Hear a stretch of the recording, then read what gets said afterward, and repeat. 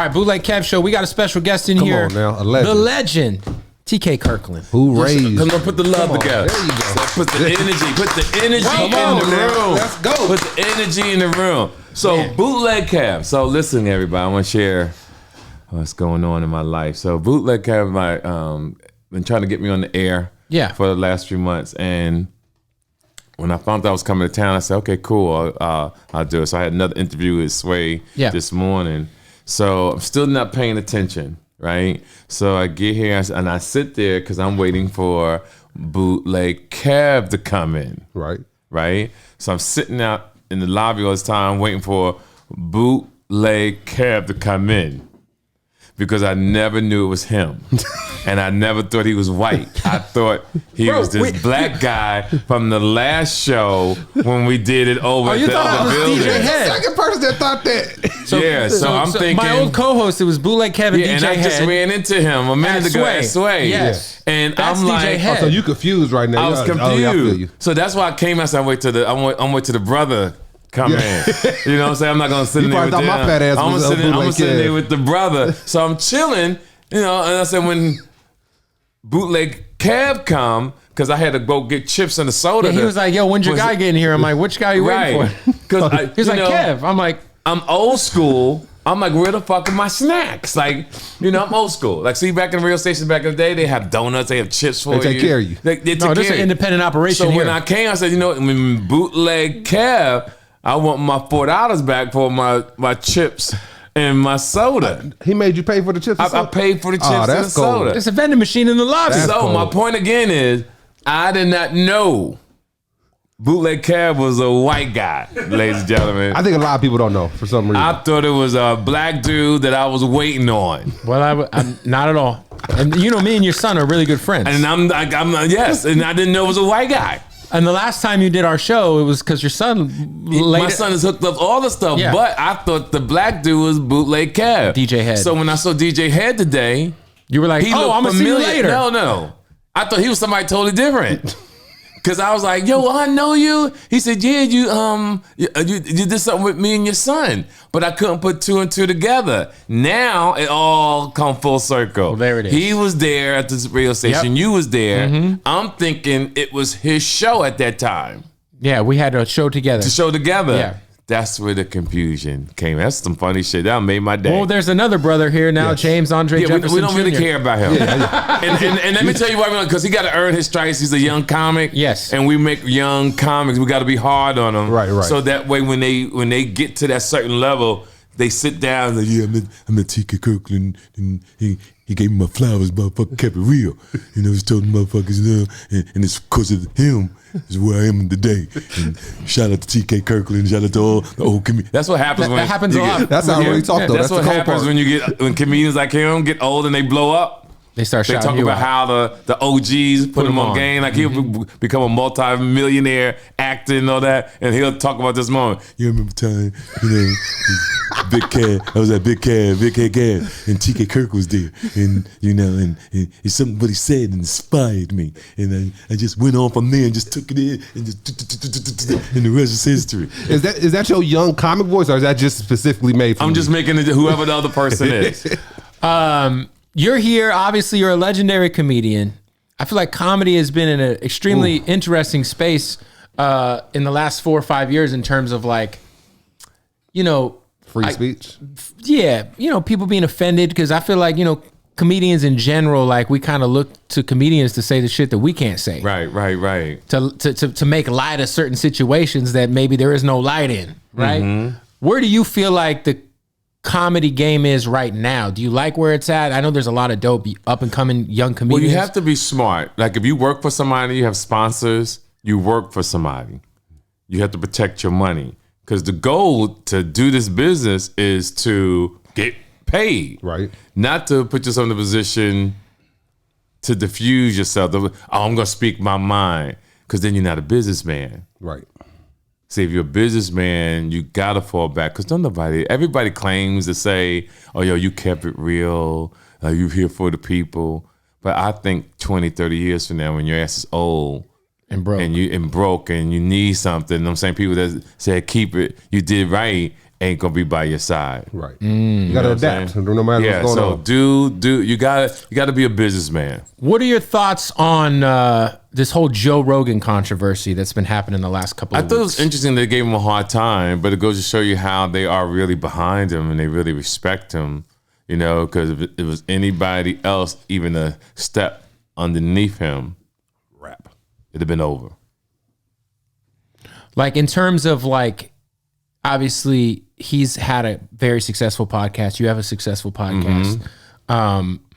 He's kind of looked at as like someone who's helped a lot of comedians with his platform over the years. I'm quite sure he has. Yeah, I'm going. Matter of fact, I'm gonna try to get on Joe Rogan this year, but you can't miss him because his name is everywhere, even before the word N, the letter N in the COVID situation.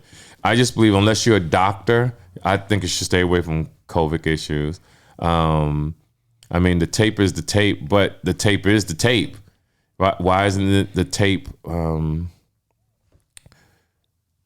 used against this person when you have the tape? Hearsay, different story. But there's tape. But you have tape. You see it.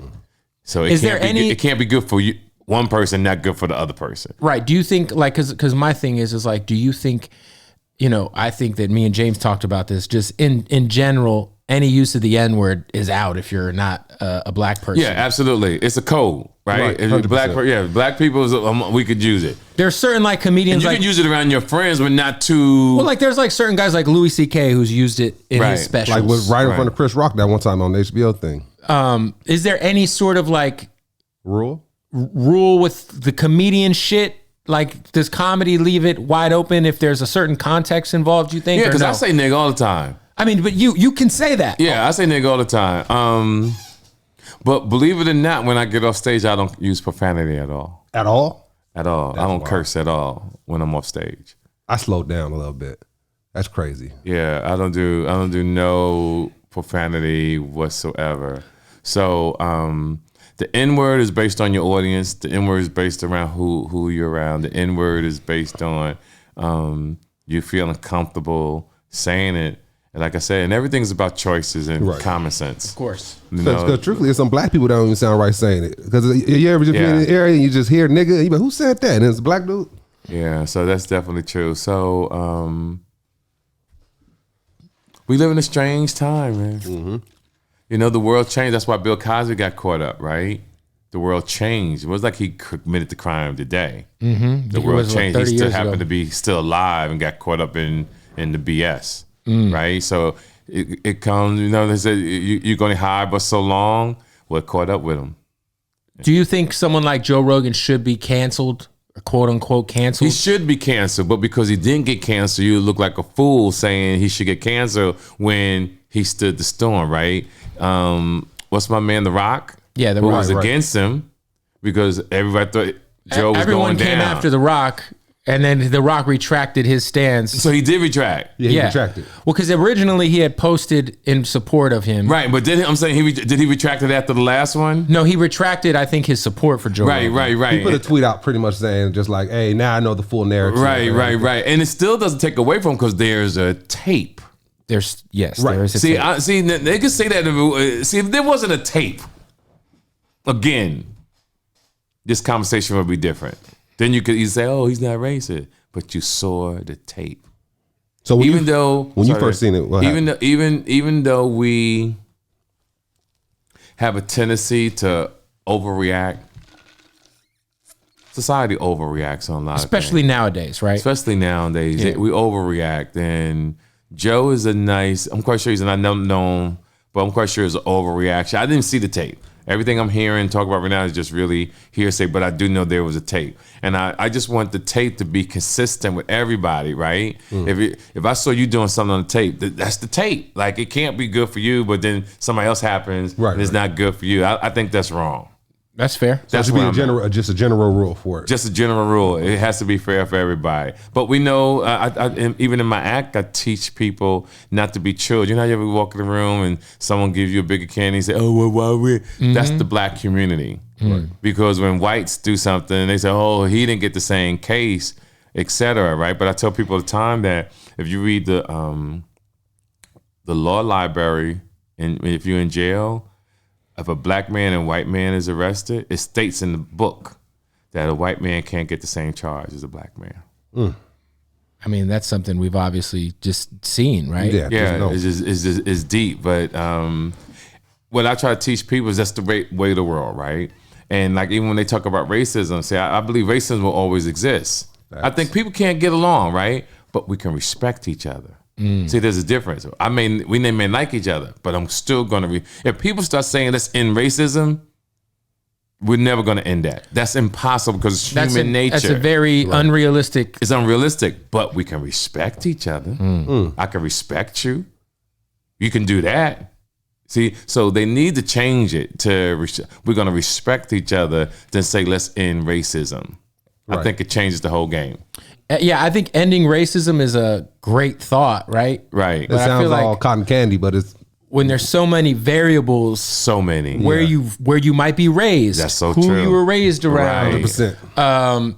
No matter what, everyone has a certain amount of prejudice that is even subconscious. Yes, right. They're just sitting there, but that doesn't mean that like you're hate. Like I think everyone has a certain amount of a subconscious stereotype about people, or prejudice about people. Yes. Like you said, it's a matter of respect. It's a matter of like, are you a hateful person? Right. Are you? And see, you can still be hateful.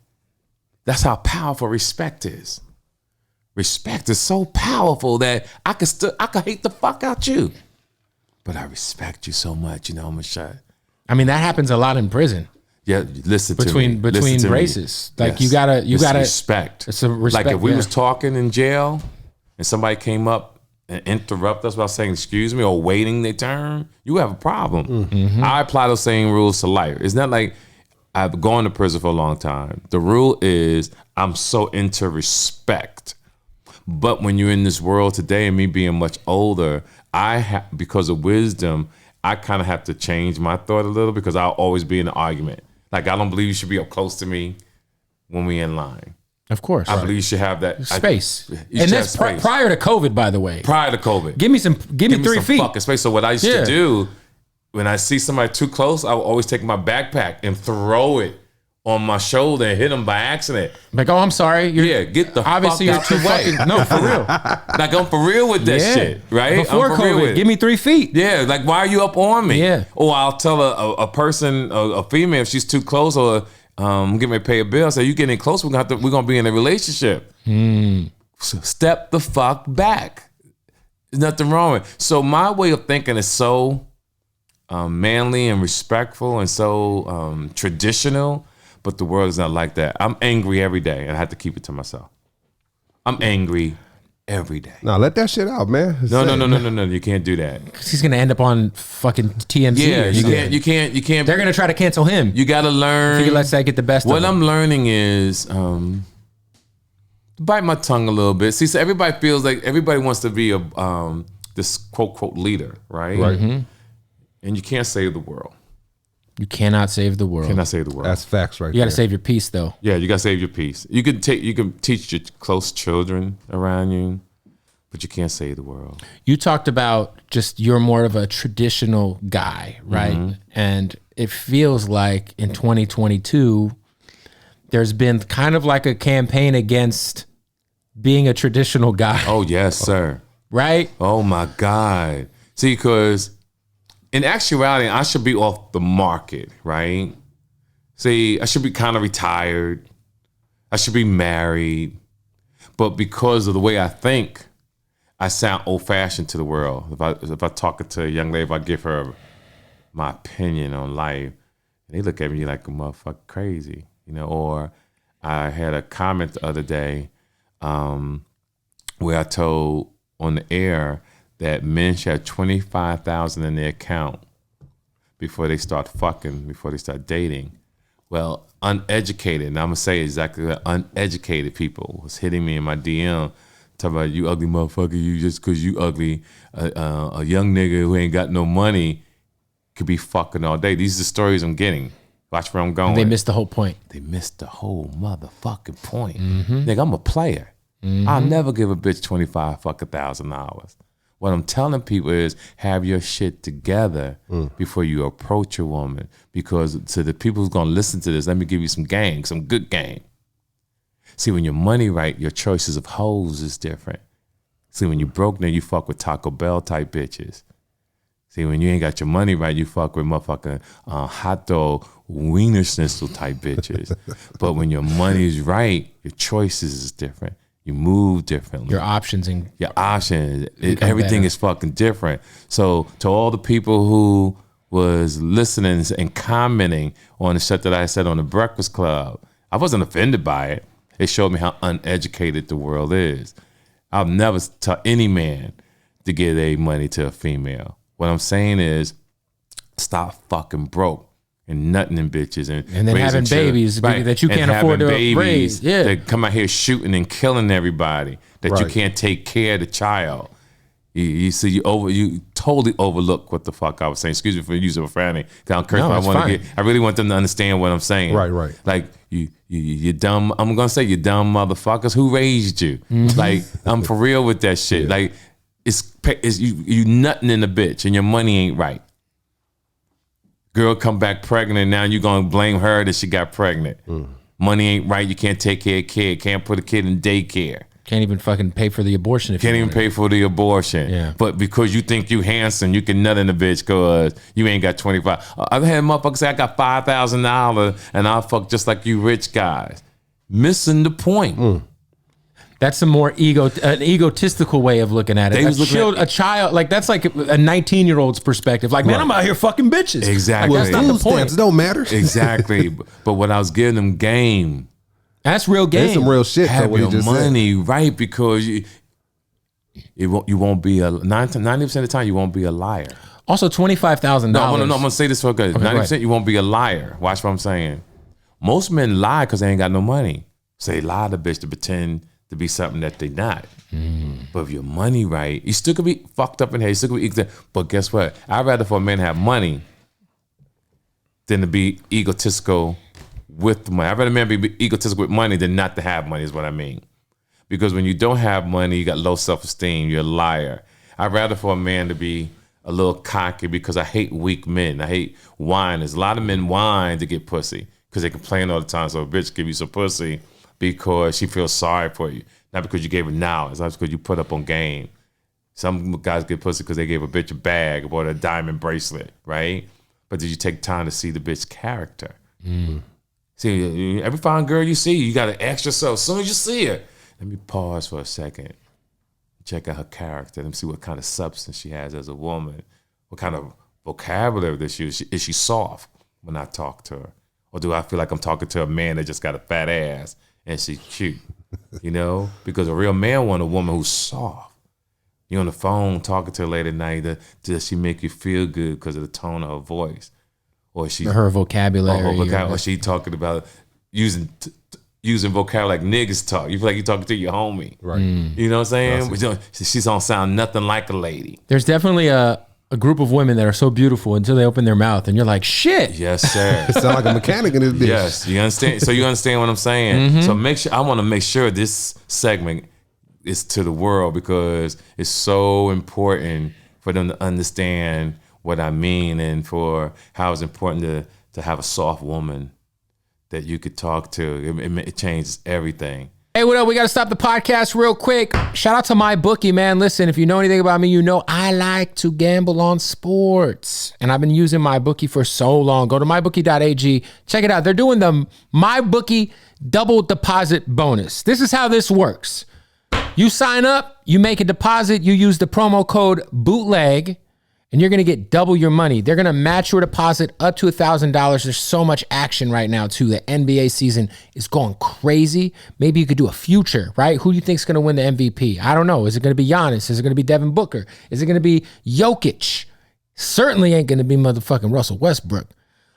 Crazy odds. That ain't going to happen. That's just burning money. With that being said, there's so many different ways you can bet. You could bet on your daily games. You could do the parlay. I like doing money line parlays. I like to just do 3 or 4 heavy favorites on that NBA schedule, throw them all on one ticket and just try to hit. You know what I'm saying? Whatever you're into, MyBookie, you could bet on it. Anything. Go to mybookie.ag. They got the double deposit bonus right now. This is important. Sign up for an account, make a deposit, and they will match your deposit. Double your money up to $1,000. Right now, that's free money. So what are you doing? Use the promo code BOOTLEG.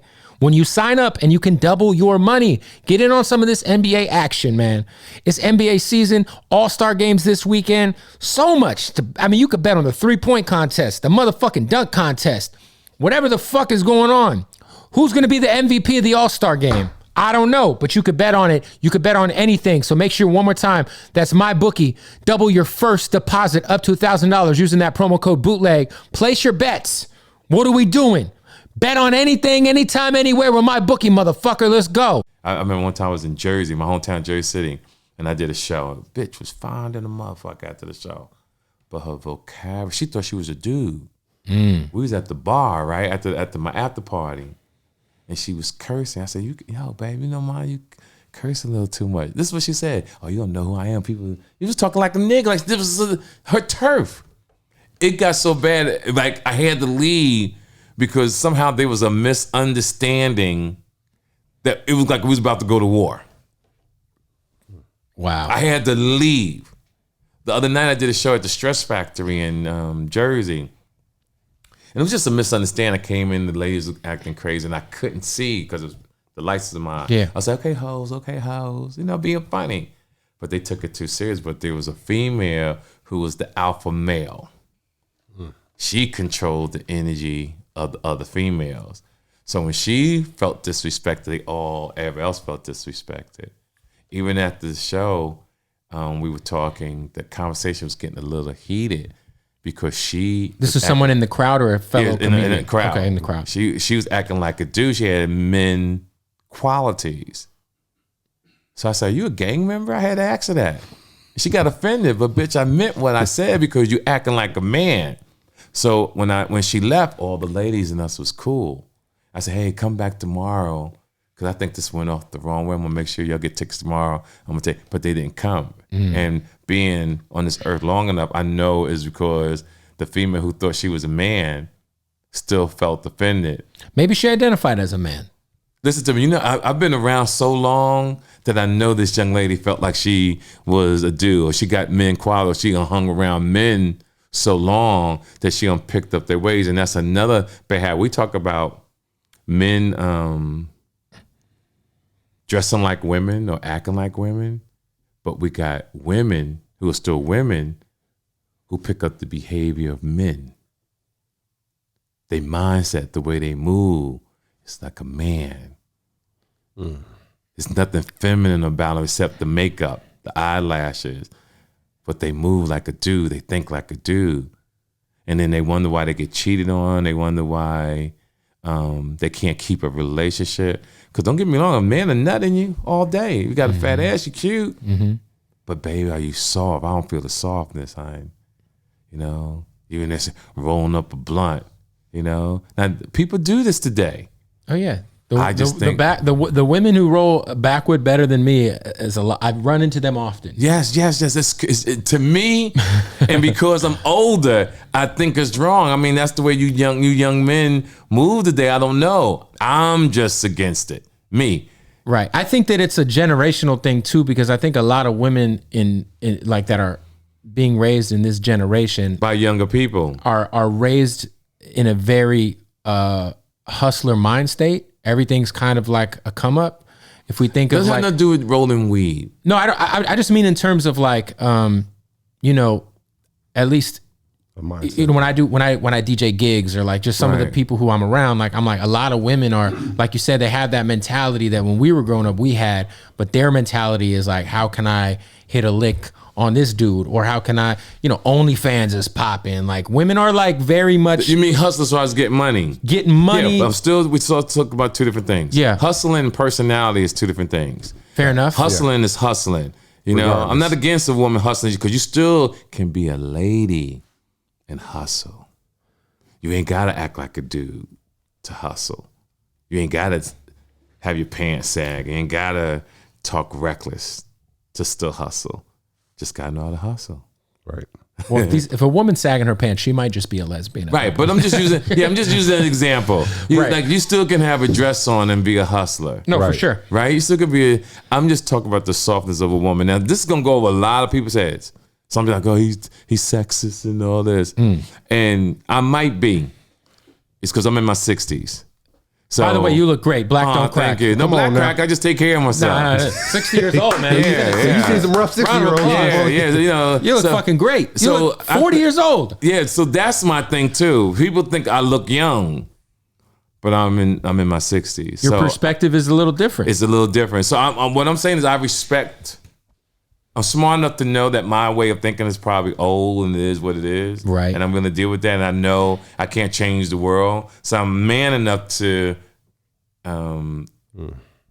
lay back and almost throw my cape on because I had my time, right? I lived my life. And all I can do is put the gems out there for some people to grasp on because you still can take what I've talked about and apply it to your life. You still can take a young lady and still make her soft and still know she could still hustle, still know that she could still do great things as a woman instead of being with a man and act like you don't want a man to feel like he's with another man. Well, this is also your perspective. So for people who get their panties in a bunch, it's like, yo, you're speaking your truth. Yes, but we know how that is. Like, it's crazy how people don't respect another person's opinion, right? But that first thing you said was like you respect it. Like you sit back, you know, you're 60, and you think the way you think. You understand people think differently. So that's a good way to think. Because some people get upset when they see that. Oh shit. My God, it's like they're 65, just going crazy over what a bunch of dudes is doing, playing Pokemon. Like it's just like it's wild that just to have that perspective of I understand that you think differently in this. Yeah. You got to be smart enough to understand. So I understand. You know, I just want to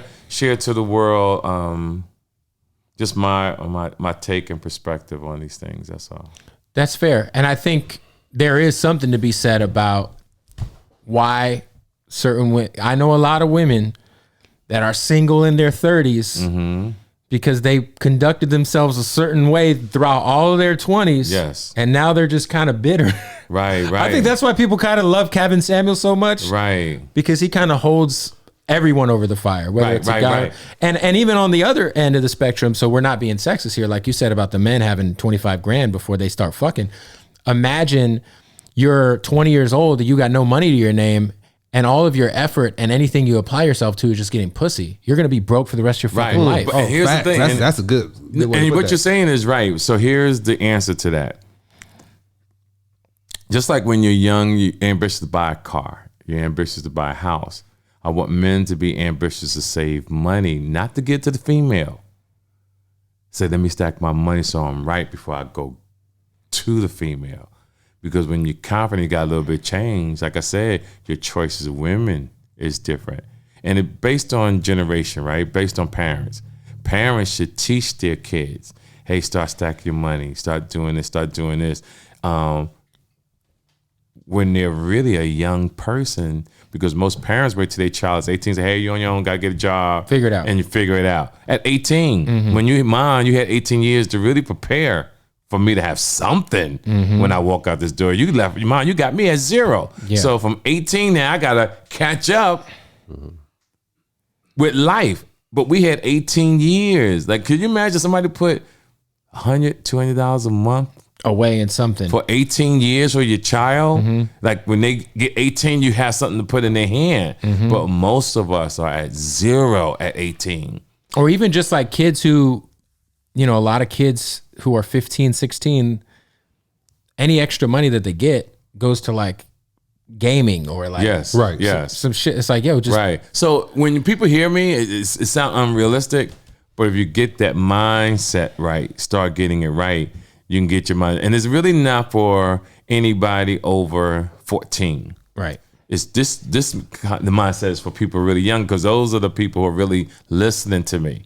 These are people in my DM talking about, thank you, you like an uncle, you like a dad that I never had to give me a game. I'm going to pursue this, because we don't want young men to keep having babies, right? Right. Yeah, I think too, like, it's very important to understand that, like, if you're going to be successful at anything, energy is very important. Time is your biggest currency that you have. Biggest currency you have. So if you're going to try to be successful in this life, and you come out the gate 18, 19, 20, 21 years old, and like one of your top 3 priorities is getting laid every weekend. Exactly. You're running with one leg in this race. And then some men shoot themselves in the foot.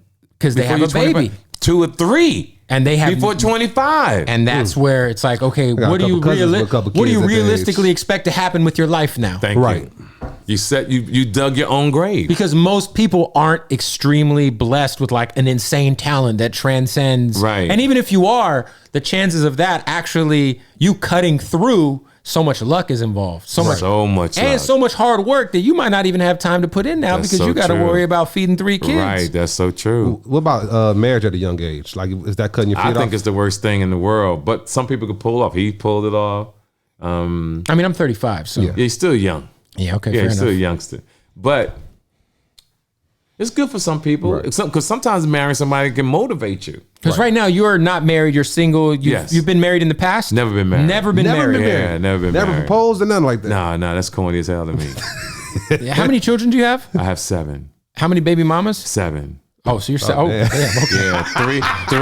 three one-night stands, 7 children, and I've made love to some of the most beautiful women in the world, but I nutted in the most 7 unsuccessful bitches the world has ever seen. Yeah, ain't none of my baby mamas rich. So I wish one of them could have been motherfucking rich. That's just a joke. I see them laughing. That's some funny shit.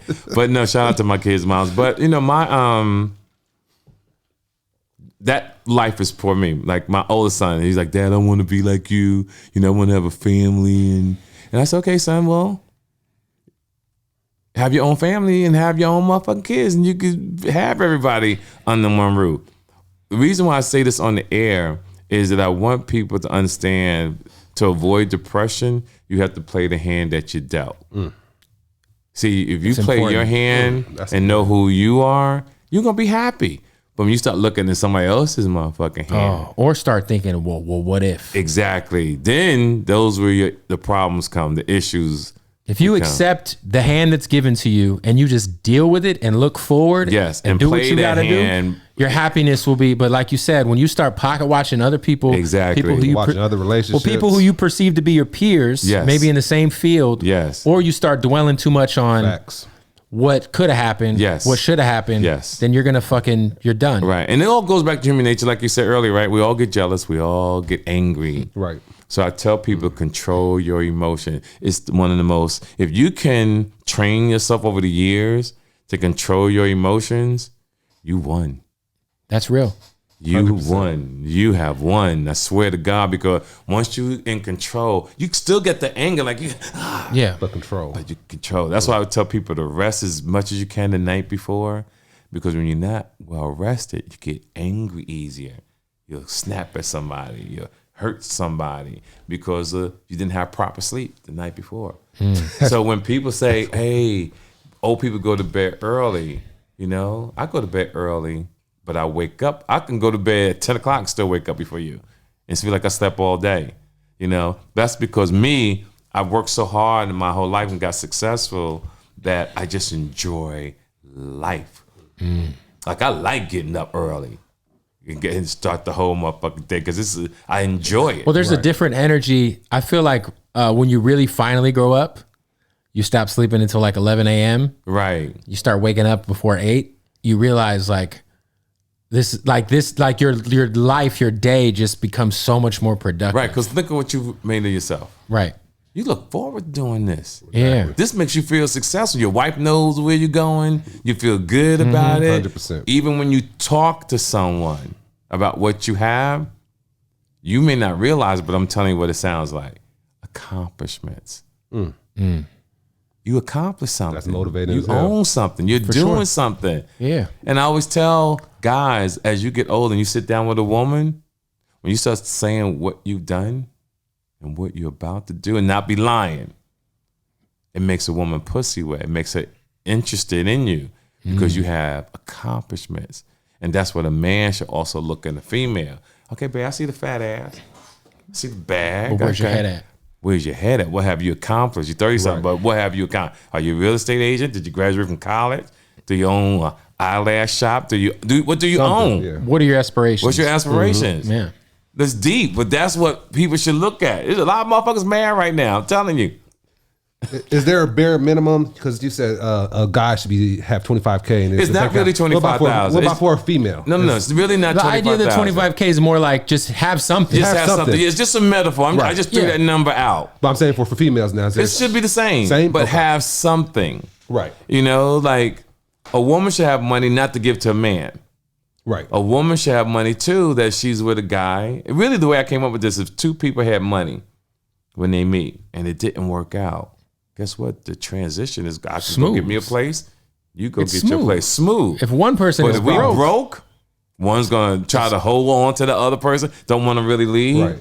Or you're so fucked up, you're gonna stay together. You gotta stay in the house because you guys are both on the lease. Right. You're gonna stay in a situation that because financially you don't have another option. I don't want to go back to my mother's. Right. I don't want to go to my brother's. I can't go with my sister. I burnt that bridge.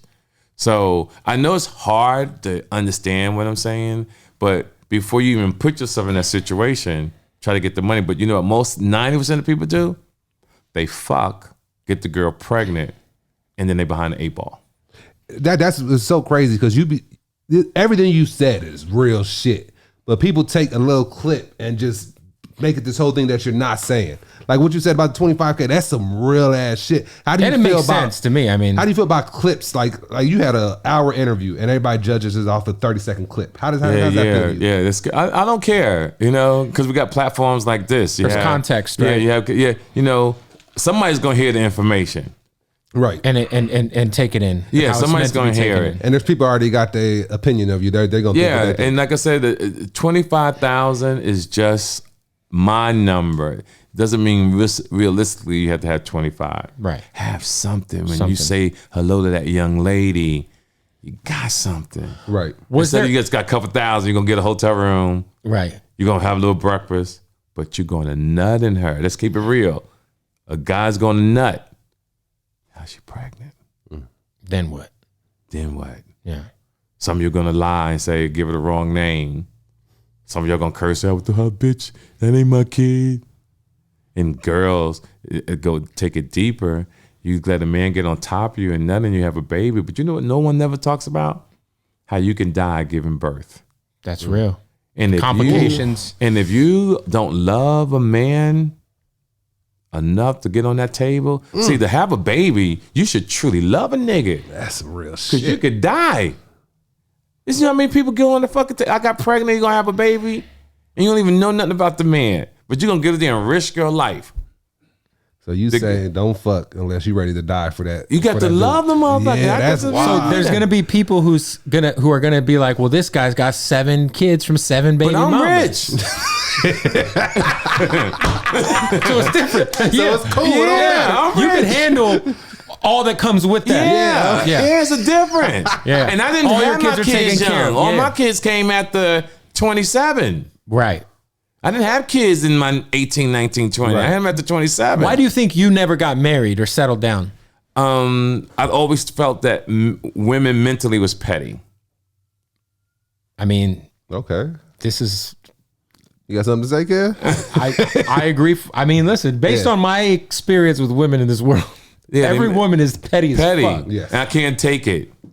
I can't take the mood swings. I can't take an argument that you don't know what you're arguing about. Oh my God.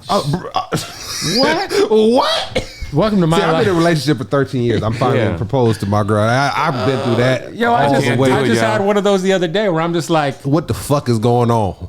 Or you buying flowers for something that never happened. Yes. You buying flowers for someone, an argument. You have no fucking idea what happened. But you're just like, here. Right.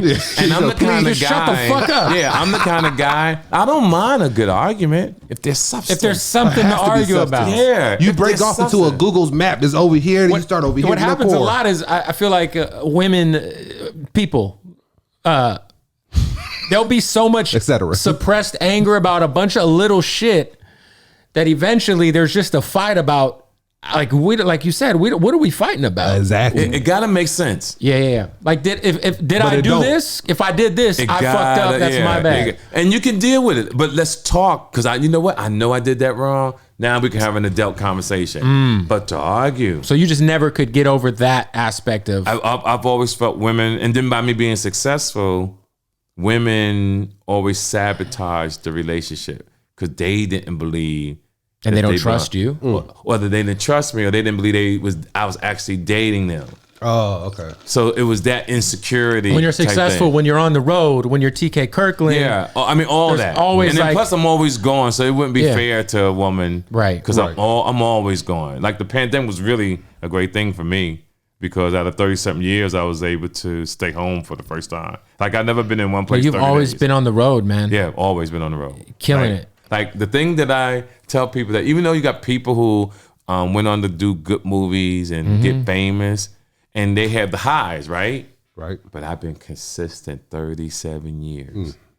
Well, yeah, we see a lot of people. I'll drive by the marquee at Flappers here in Burbank or the Improv, and I'll see somebody who I'm like, I remember that person from that movie in '99. Yeah, I've been consistent. I won't go for an audition unless it's handed to me, because I'm a hustler, so I don't believe in wasting my time. So I never really went. Currency, man. I never went to the auditions to do movies because back in the day I was in the streets. Right. And like when all my comedian friends was coming up, I was richer than them.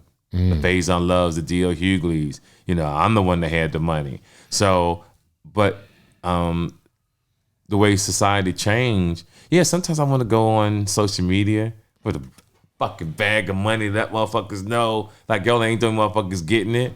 Right. But my discipline, right, that's important. Kicks in. It's important to not give in to your ego. Thank you. My discipline. That shit happens to me all the time. Where I'm like, man, I want to just fucking tell some motherfuckers. I just want to just do it, like motherfucker. I'm like, nah, every now and then I might show the Bentley. Taste. Every now and then I might show. I won't show it, but you might see me spinning, and you caught a glimpse of it. I might do that, but I don't do this kind of stuff to get you locked up or get you robbed. How often do you work on new material? Every day, every fucking 2 or 3 minutes. So when you're touring, because like obviously we'll see comedians will go to the Comedy Store and work on their new shit that they're eventually going to hit the road with. Right. For you, is your live show always evolving? Every day, and that's the difference for me and most comedians. But that's once people see me perform, you truly see who's really the best comic that ever hit the mic. Right. Like once you see me. Because a lot of people don't have it in them to do new material like that. No, they don't. Some people do the same material all the time. For 6 months on the road. Act changes. I'm like, right now it's Who Raised You, but I don't even do Who Raised You really that much no more. I do my new thing is about called You Young Bitches Don't Know Nothing About such and such, right? And then I used to have things called Don't Play Me, Play Lotto. You got better chances. Get your ass in the car. Put your head out the window. Because I used to write titles for comedy, like how somebody write a song. Right. Have you ever written for other comedians? No. Everything is for me because everything to me comes from my heart. Because there are some comedians who use writers. People don't know that. Some do. Some do. And a lot of comedians have bit off my stuff and flipped it. But back in the day, I'm not the comedian to call someone and say, yo, you stole my shit.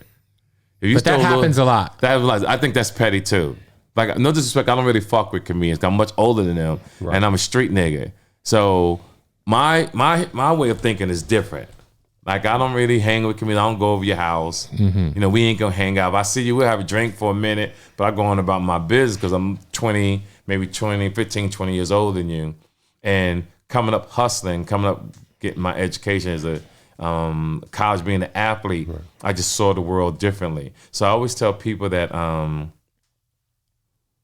I'm a businessman and comedy is my side hustle. Hey, we got to stop the podcast, man, real quick. Appreciate y'all for watching. Really mean it. Subscribe, like, leave a comment, even if you're one of those dickheads who leaves a comment. Yo, why are you always interrupting the guests? Because it's my fucking podcast. And I don't know. I like to talk too. Anyway, hey, shout out to Odd Socks, man. They've been our sponsor from day one. We go hard for Odd Socks always, man. Literally go hard for my wife, and I go hard for Odd Socks in different and same kinds of ways. You know what I'm saying? Because sometimes I go hard in Odd Socks. They do make boxers. You feel me? Anyway, listen, they got the ill licenses. They got the Breaking Bad. They got the WWE. They got Mountain Dew. They got fucking Swedish Fish, fucking Kool-Aid, Pez, Cheech and Chong. What are you into? The Odd Socks basics are the boys, though. That's my favorite. You get yourself a nice pair of just basics. They're comfy. It's like walking on clouds. All right. So you can save 20% off if you go to oddsocksofficial.com. Use the promo code Bootleg Kev.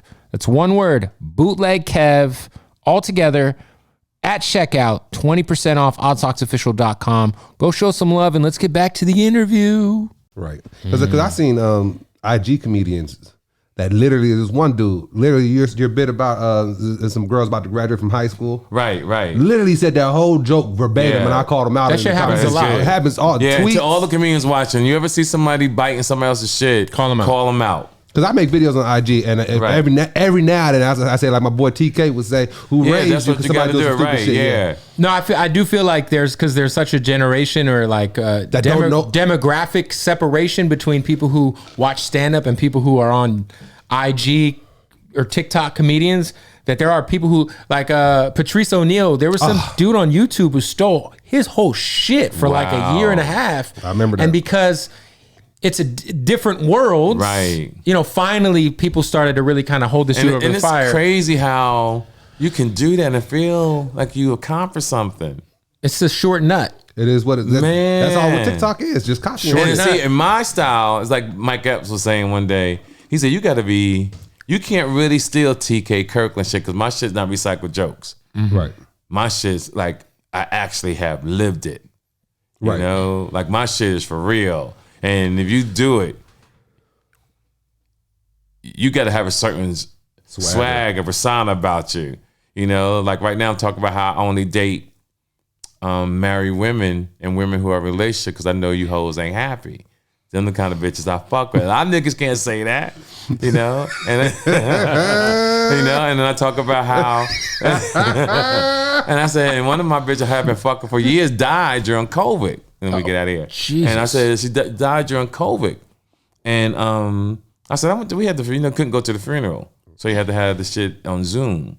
You know, and I said, the difference between me and a lot of you young motherfuckers out here think you play. See, I'm the type of nigga, if I'm fucking your wife or your girl, nigga, I can't fuck your girl and take her out of the country, go to Turks and Caicos, Rome, nigga, and come back and you don't have any gifts. I said, that's disrespectful. I wasn't raised like that. I said, if I'm fucking your girl, you gonna get something when I come back. A t-shirt. So the funeral that we had on Zoom, the young lady died, and they had all our names up on the computer. So all of a sudden, her husband wanted to be sensitive on this day this bitch died, right? So at the funeral, because the mic is live, I see him get up, and he go walk over to the funeral director, and he said, "Hey, TK Kirkland is on Zoom.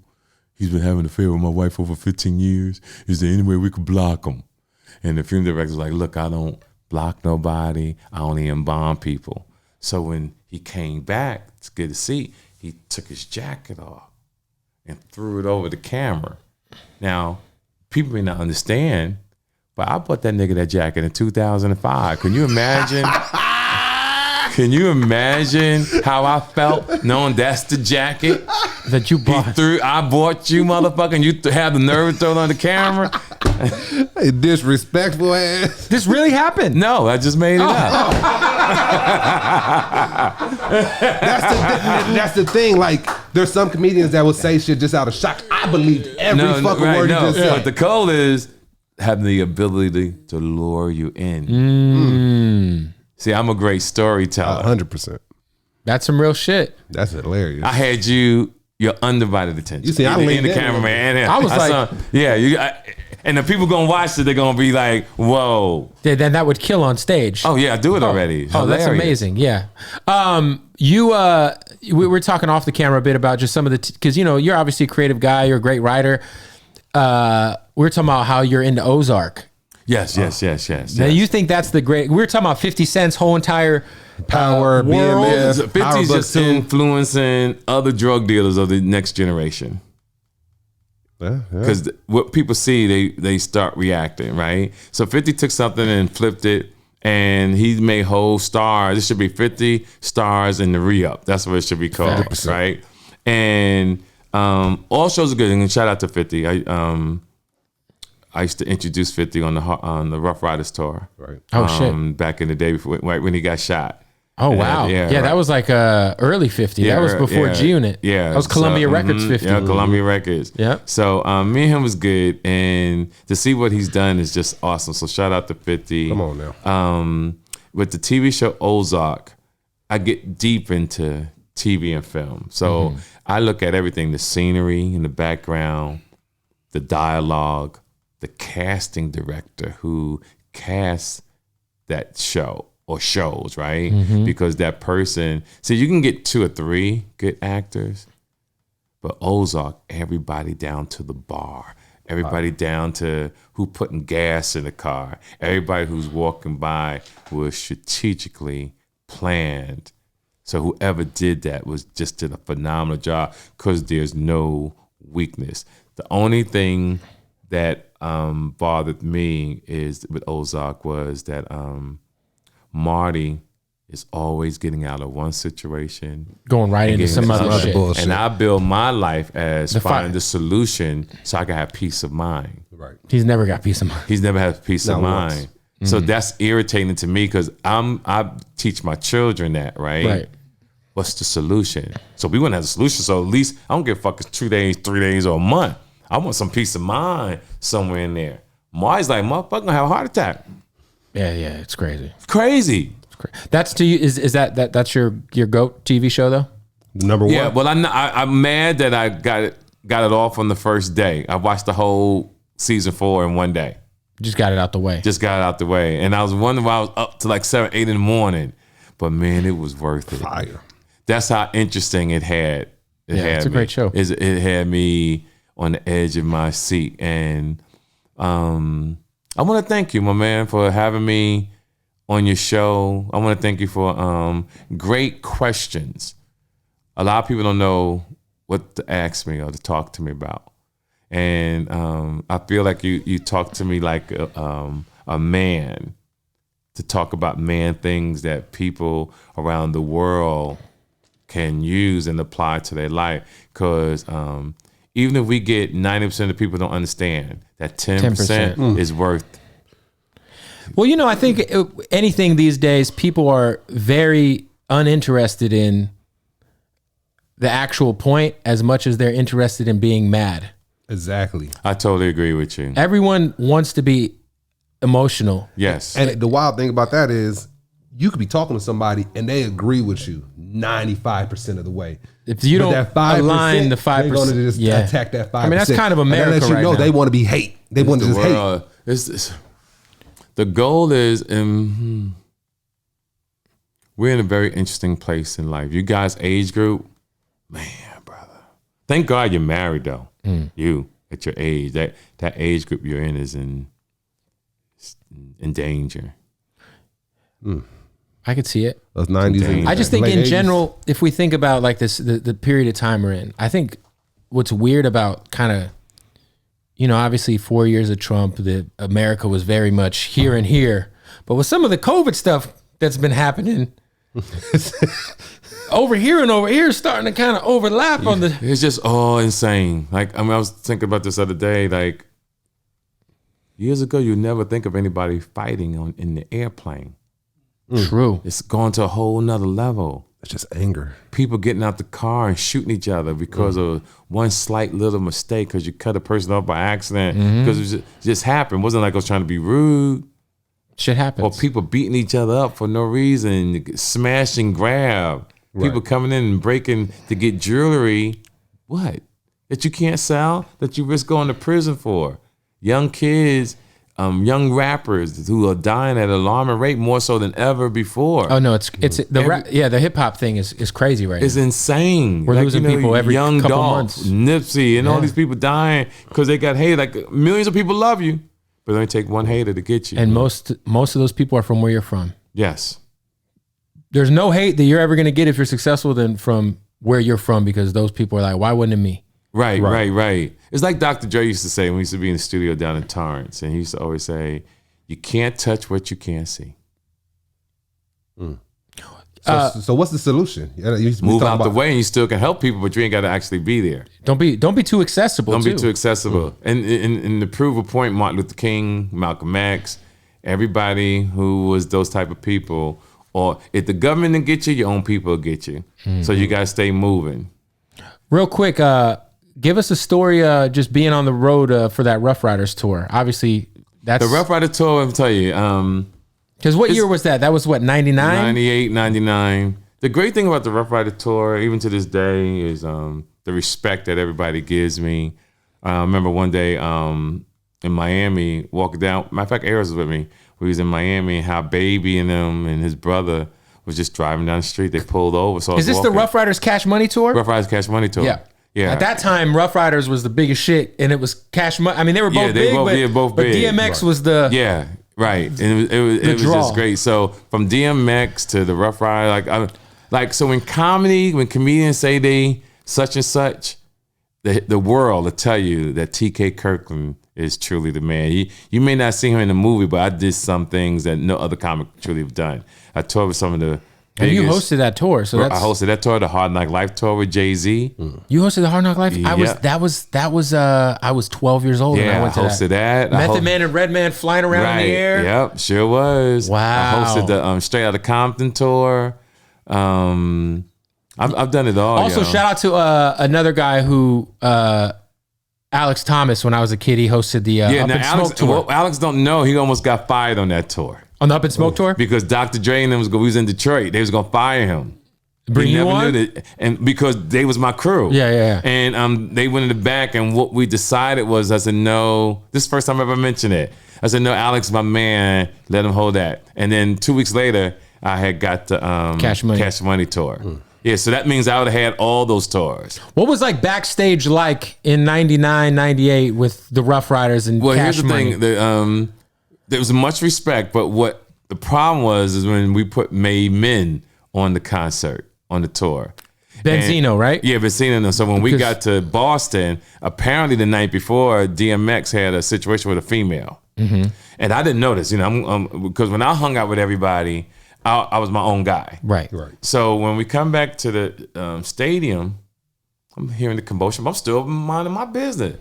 All of a sudden, Made Men and the Rough Riders get into this brawl in Boston, backstage in Boston, which is their hometown. Yes, and Knives, I'm right here. Knives is going past me, like stabbing. Like everybody respect TK to the point that everybody's fighting around me. Nobody's fighting over. People were getting stabbed. Talking about stab, brother. They was for real. But one thing I have to tell the world, you do not want to fuck with the Rough Riders. When I say mostly all those people from Made Men came out going to the hospital, the Rough Riders was prepared for that fight, and they took them. Was DMX like directly involved in this, or was this DMX like entourage? Yeah, I don't think DMX wasn't fighting. Yeah, but it went crazy. I got mad because on the tour we was about to hit some of the biggest cities in the country that I was popular in, like Miami, and even though they knew me at the Improv, right? They didn't see. I wanted them to see me on the Cash Money Rough Rider tour. Right. It'd have been a whole. And if you back in the day, you could have been all cities of the world, but the most beautiful women in the late 90s was in Miami. I still think that might be the case. Still might be in Miami, brother. It was off the chain. So to experience all that was just amazing on that tour.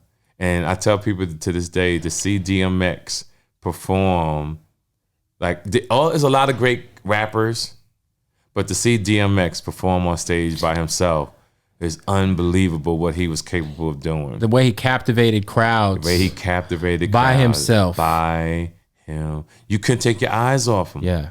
I mean, listen, man, that was that concert, like the Hard Knock Life tour really kind of changed my life. Yeah, see, I like that because you was 12 years. That's amazing. When he did those prayers. Yep. And quiet as kept, I always say this, like when DMX got off on stage on the Hard Knock Life tour, I mean, maybe stuck around for 2 or 3 J records and then left. Right. I was like, well, we came here to see DMX. Yeah. Shout out to Jay. Volume 2 was going crazy at the time, but like. Yeah, that's crazy. I got a crazy Jay-Z story and I'm out. I tell people all the time that back in 1995, I was 35 years old. And I threw this big party in Harlem. And like I said, I'm well connected with the streets. Young man named Eric Von Zip, Haitian Jack, all these guys who roll me. Shout out to Haitian Jack. I'm always going to show him love. my people hired these guys out of Brooklyn to do my birthday party. And we got the mink coats on. We got our cars outside. We flossing. Yeah. So these guys are late. And my boy said, yo, they're here, T. We're going to let them pull up. And so nah, fuck them niggas. And I got the coat on. Fuck, you got the champagne spilling. They late, nigga. Fuck them later. No, TK, you got to let these dudes on. Nigga, go ahead, fuck it. Nigga, the motherfucker could put these, I'm talking shit about them being late. Nigga got that motherfucking mic and turned my birthday party out insane. Jay-Z. 95. This is pre-Reasonable Doubt. So this is like. So I pulled him to the side. And we didn't have credit cards. And we had knots of money in rubber band. So peeled off $1,500 and gave it to him. I said, good show. Wow. And I tell people, he took that was my seeds money. And he flipped it and flipped it and flipped it and became a billionaire. Great Jay-Z. Thank you for everything he's done for me too. Shout out to Hov. Come on now. Yeah, him, Damon Dash. Dame still killing it. Yeah, Dame Dash Studios. They always show me mad love. Always show me mad love. So I always try to tell those stories. Even with R. Kelly. I toured R. Kelly a lot in the 90s as well. And God bless his situation. But I will always show respect. So I'm what he did respect for you. Yeah. For what he did for me because he kept me working too. Like there's no other comedian that worked more than me. Nobody. Especially touring with especially like that. Musical artists. Yeah, I'm talking about from NWA all the way to Patti LaBelle. You hosted these tours? Yes, all the way to the Whispers. Wow. All the way to Frankie Beverly and Maze. Wow. Yeah, I'm talking about that kind of stuff. What was the difference between like R. Kelly, hosting an R. Kelly tour? It's a totally different dynamic than going out on the road with NWA. Yeah, going out on the road with DMX. But that's why I tell comics, you gotta have. See, I've had the ability to switch up styles. True. That's versatility is very important. And see, any because there's a difference between a comedian and an MC. See, I've never heard a comedian to this day ever say MC. And what that means is master of ceremonies. It's hard to do that. You gotta know how to be the master of something. What's the guy that came over at Def Jam? Gore, Elon with the black hair. He over at Warner Brothers now. Oh, fucking Leo Cohen. Leo Cohen. He saw me at the Rough Rider tour. And I'll never get what he said. He said, TK, he said, no one knows how important your job is. So he said, you have the ability to control the room. Because however I want to set that room up, if I want to start a riot, I can start a riot. Right. If I keep them laughing, keep them laughing. So one of the things that was phenomenal was in New York City. And I kept telling the audience from the very beginning, hey, I got some special people. I've been in this business a long time. Y'all in for a treat tonight, ladies and gentlemen. We keep bringing on different acts. So I talked to the music guy off stage. I said, listen, this is what we're going to do. You follow me, and we're going to get these motherfuckers. He's like, cool. So he doing this thing. Right before Cash Money comes on, I said, yo, I've been telling you over for an hour that I've been in this business. People fuck with me. They love me. And when I'm about to say these names, imagine these people's big at, talk about superstars at this time. I said, ladies and gentlemen, put your hands together for Dr. Dre, Snoop Dogg, and Eminem. And they play Eminem's music from the beginning. I had the TV people, lights take everything down, like they was really getting ready to come on stage. Everyone's like, ah! They was losing their mind. I walk off the stage. I'm talking about they losing their mind. And I come back on the stage and say, psych. Had them in my palm. Oh. Now, if they didn't love me, they'd have turned that motherfucker out. Oh, for sure. But they loved me. And when they was clapping and laughing, because I got them, I said, even Baby, because that's who was coming out. I said, put your hands together, okay? Even at the show, he said, nigga, I really thought them niggas was here. Real quick, last thing. When you were on the road with Kelly, how was he as a dude? Because we always hear I'm independent. I never rolled in, even though I was with Cash Money, never rolled with them outside the stadium. Even when I was with NWA. Because I was much older than most of these guys, so I moved like a man. So you really weren't around R. Kelly enough to really kind of get never paid attention, never hung out with him, never got women. Even with NWA, when you see the movies and them fucking in the dressing room, I mean, this hotel, I was fucking. Just in your own room. Yeah, I'm a player. I'm not fucking among. They was kids at that time. They wasn't moving the way I was moving. Right. I was moving. I was already moving. So even when I come to the tours, or like I remember Jay-Z crew was like, because every city we went to, I always had a bad bitch breathing on me. They're like, nigga, every fucking where we go, you got a bad bitch.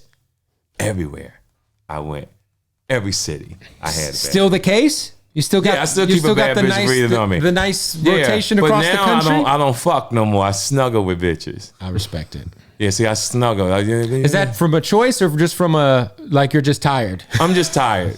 You know, like I had the other night, I had a girl snuggling with me, and she's like, TK, you've been working out. Like, you're strong, and you know, you're holding me tight. Your dick on my spine, and I can't breathe. Can you put? I'm like, yeah, bitch, I heard you steal. That's why I hold you tight.